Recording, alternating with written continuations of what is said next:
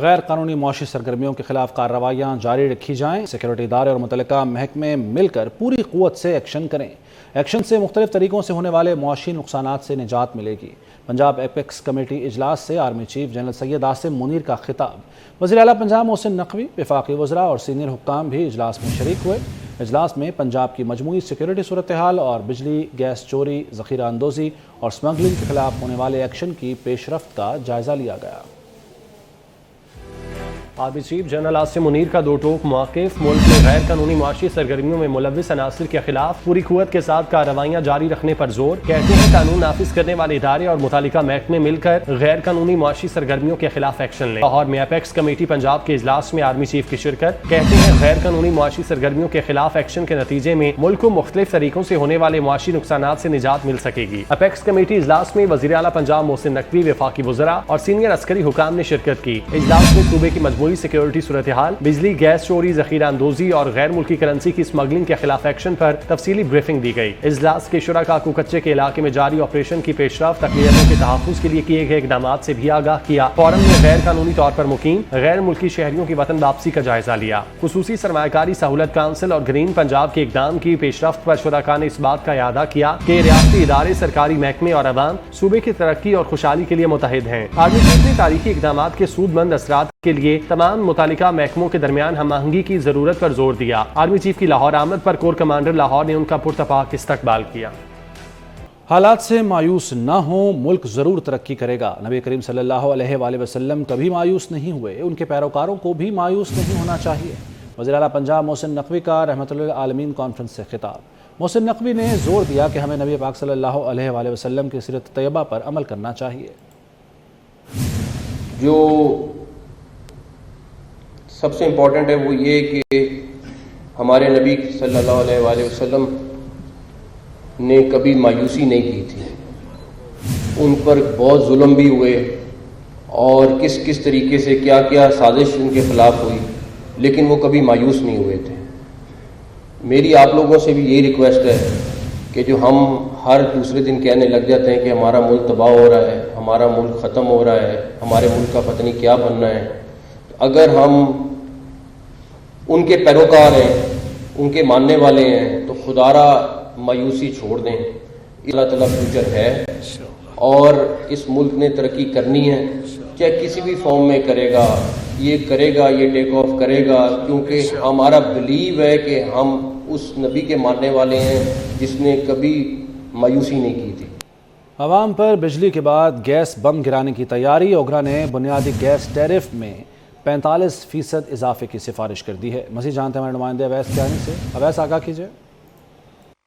بجلی کے یہ میٹرز آج کل ان پر حکومت کی طرف سے جو ہے کافی زیادہ ہے، کیونکہ وہ کنیکشنز کاٹتے ہیں جو کہ بجلی کے بل ادا نہیں کرتے، لیکن اب یہ بجلی کے میٹرز جو ہیں وہ اب آپ کو نظر نہیں آئیں گے، کیونکہ اب معاملہ آ رہا ہے جیسے جیسے موسم تبدیل ہوتا ہوا نظر عام پاکستانی عوام کو اب یہ گیس کے جو بھاری بھرکم بل ہیں وہ ادا کرنے پڑیں گے، کیونکہ 24 نیوز یہ خبر دے رہا ہے کہ 45% تک گیس کی قیمتوں میں، یعنی کہ سوئی گیس کے جو بلوں میں جو ہے وہ اضافے کی تیاریاں کی جا رہی ہیں۔ وزیر اعظم انوار اللہ کاکڑ کا انتظار کیا جا رہا ہے، کابینہ کا اجلاس ہوگا اور اس میں اوگرا کی جو سفارش کردہ جو 45% تک جو گیس کی جو ڈومیسٹک کنزیومر ہیں، کمرشل ہیں، بلک میں ہیں، ان کا جو ہے وہ اضافہ ہوگا۔ لیکن عوام کا کیا ریئیکشن ہے، یہ ہم بھائی کے ساتھ موجود ہیں۔ ابھی اس دفعہ 39,000 روپے ہم نے بل جمع کروایا ہے۔ یہ ایسا فرسٹ ٹائم یہ جو ان دنوں میں ہو رہا ہے، 2-3 ماہ سے لگاتار ایسا ہو رہا ہے۔ اب تو ہم نے یہ سوچا تھا کہ شاید پنکھے بند ہو جائیں گے تو ہمیں کوئی سکون مل جائے گا، لیکن اب پنکھے تو بند ہو رہے ہیں لیکن گیس کیا ہے؟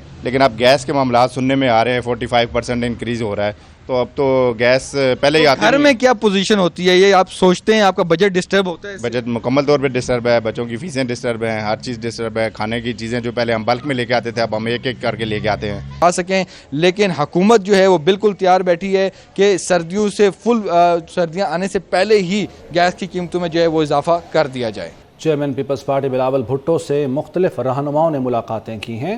چیئرمین پیپلز پارٹی سے سید خورشید شاہ نے بلاول ہاؤس میں ملاقات کی۔ ملاقات میں ملکی سیاسی صورتحال پر بات چیت کی گئی۔ بلاول بھٹو نے کہا کہ عام انتخابات میں پیپلز پارٹی نوجوانوں کی واحد نمائندہ جماعت ہوگی۔ نام نہاد مقبولیت کے دعوے دار سیاسی جماعت کو ضمنی انتخابات میں عبرتناک شکست دی۔ پیپلز پارٹی نے ملک بھر کی سیاسی قیادت کو ظالم حکومت کے خلاف اکٹھا کیا۔ بلاول بھٹو سے قائم علی شاہ، رضا ربانی اور عاجز حامدہ نے ملاقاتیں کی۔ سابق صوبائی وزراء ناصر حسین شاہ اور امتیاز شیخ بھی بلاول بھٹو سے ملے۔ سابق ایم این اے شاہدہ رحمانی اور سابق ڈی آئی جی پیر فرید جان سرہندی نے بھی ملاقات کی۔ بلاول بھٹو کو خواتین اراکین پارلیمان کی تنظیم کاکس نے اعزازی شیلڈ پیش کی۔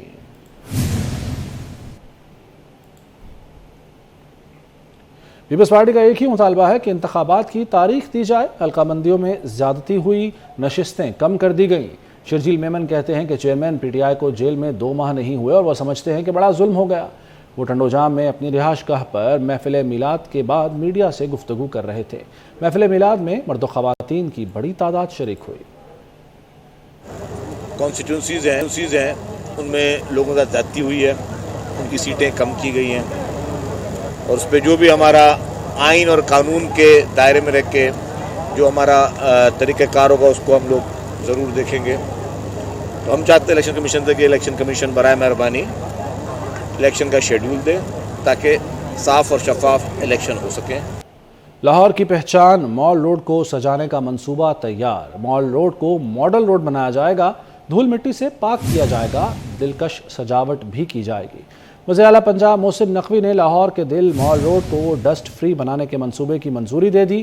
منصوبے کے تحت مال روڈ پر صفائی کے انتظامات دنیا کے بہترین شہروں کے معیار کے مطابق ہوں گے۔ روڈ کے اطراف اور گرین بیلٹ میں معیاری گھاس لگائی جائے گی۔ درختوں کی تعداد میں اضافہ کیا جائے گا۔ تاجروں کی مشاورت سے روڈ پر یکساں اور خوبصورت سائن بورڈ لگائے جائیں گے۔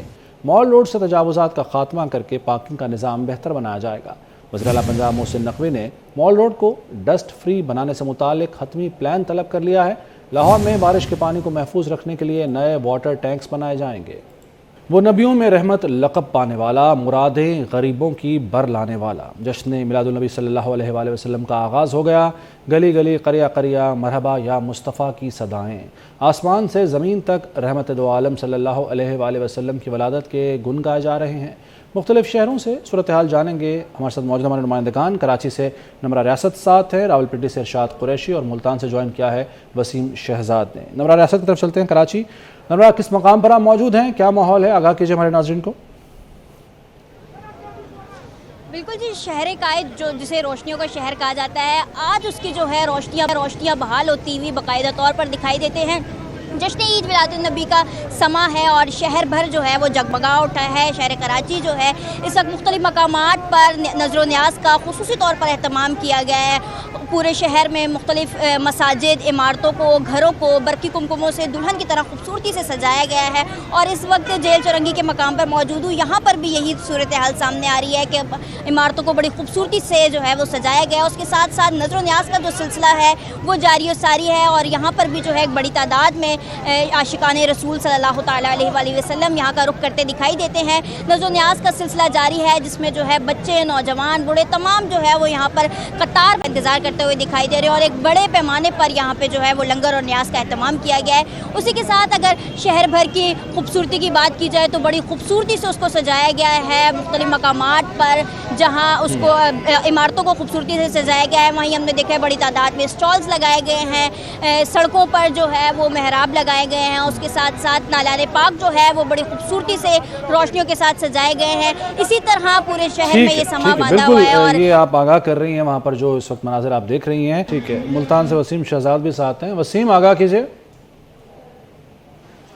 جی بالکل، اگر شہر ملتان کی بات کرتے چلیں تو شہر ملتان میں اس وقت جو ہے وہ برقی کمکمیں جو ہیں وہ مزین کر دی گئی ہیں، کیونکہ آقائے نامدار سرور کونین حضرت محمد صلی اللہ علیہ وسلم کی ولادت باسعادت کا آج جشن جو ہے وہ ہوگا، اور اس حوالے سے تمام تر تیاریاں جو ہیں اب وہ بھی مکمل کر لی گئی ہیں۔ ملتان میں حلقہ فریدیہ کے زیر اہتمام جو ہے وہ مرکزی جلوس جو ہے وہ اب نکلا ہے، اور اپنے روایتی راستوں سے ہوتا ہوا یہاں پر جو ہے وہ پہنچے گا۔ ہمارے ساتھ یہاں پر کچھ لوگ موجود ہیں، کیا کہیں گے آپ آج کے جشن کے حوالے سے؟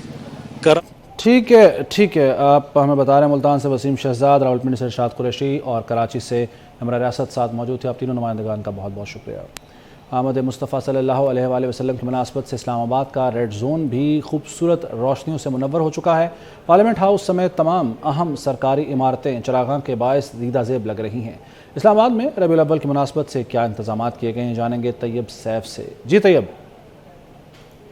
جہاں حضرت محمد صلی اللہ علیہ وسلم کی ولادت کا دن آ رہا ہے اور یہ جشن منانے کا دن ہے، خوشیاں منانے کا دن ہے، چراغاں کرنے کا دن ہے، تو اسی دن کی مناسبت سے اسلام آباد بھر کے اندر مختلف مقامات کے اوپر چراغاں کیا گیا ہے۔ خاص طور پر P M house, parliament house, supreme court, F B R اور پی ٹی اے کی جو عمارتیں ہیں ان کو مختلف رنگوں کی جو روشنیاں ہیں ان سے مزین کیا گیا ہے، اور ساتھ ہی ساتھ اسلام آباد کا جو ریڈ زون ہے اس کو بھی جشن میلاد النبی کی مناسبت سے خوب سجایا گیا ہے۔ اگر ہم کل کی بات کرتے ہیں تو اسلام آباد میں جو مرکزی جلوس ہے وہ G7 جامع مسجد سے برآمد ہوگا، جو کہ یہاں سے ہوتا ہوا G6 امام بارگاہ جائے گا، اور وہاں سے ہوتا ہوا میلوڈی سے دوبارہ پھر جو ہے کشمیر ہائی وے کی جانب مڑ جائے گا، اور تقریباً یہ جلوس 11 بجے سے برآمد ہوگا، اور 11 بجے برآمد ہو کے یہ تقریباً 3 بجے کے قریب جا کے اختتام پذیر ہوگا، اور اس دوران مختلف جو لوگ ہیں اس کے اندر شرکت بھی کریں گے اور اپنے عقیدت کا اظہار بھی کریں گے۔ درود و سلام کی جو صدائیں ہیں وہ بلند ہوں گی، اور حضور پاک کی ولادت کا جو دن ہے وہ مذہبی جوش جذبے کے ساتھ منایا جائے گا۔ وزارت منصوبہ بندی نے پاک چین اقتصادی راہداری میں نئے منصوبے شامل کرنے کے بارے میں وضاحت کر دی۔ وزارت منصوبہ بندی نے بے بنیاد خبروں بارے اعلامیہ جاری کیا۔ اعلامیہ کے مطابق پاک چین اقتصادی راہداری میں نئے منصوبے شامل نہ کرنے کی خبریں بے بنیاد ہیں۔ پاکستان اور چین سی پیک کے دائرے کو مختلف شعبوں میں وسعت دینے کے لیے پرعزم ہیں۔ سی پیک کے تحت منصوبوں کی بدولت پاکستان کے انفراسٹرکچر، توانائی اور ٹرانسپورٹ کے شعبوں میں بہتری آئی ہے۔ مختلف شعبوں میں جدت آئی اور ان شعبوں کی استعداد کار میں بھی خاطر خواہ اضافہ ہوا۔ پاکستان کی اقتصادی حالت میں بھی بہتری آئی اور دنیا کے سامنے پاکستان کو سرمایہ کاری کے لیے بہترین منزل کے طور پر شناخت ملی۔